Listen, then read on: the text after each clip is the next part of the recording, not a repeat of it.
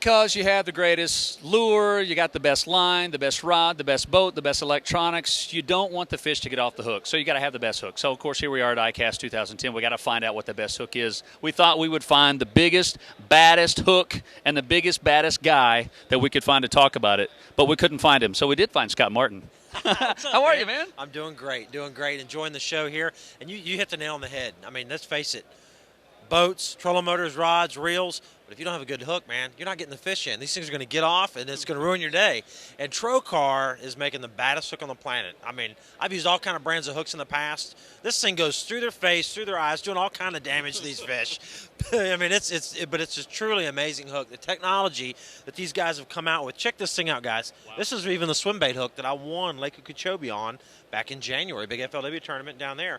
And super strong steel, surgically sharpened, and this cutting edge, this cutting point right here, penetrates quicker than any hook point on the market. And that's the big key here. This thing penetrates the fish, his jaw, a lot easier, a lot quicker than any other hook on the market. Plus, with the swim bait hook, check that out, little spring that they've incorporated, holds your bait on there. So when you make long casts, hard casts, your bait's not sliding down your hook. Man, it's a bad daddy-o right here. Yeah, you were telling me, I mean, you caught 3 or 4 fish in a row, and you realized quickly there's something about this hook that's different than what I've ever used before. This is not sort of hooking them. I mean, it is, like you said, it's going all the way through. I mean, honestly, I'm telling you the truth.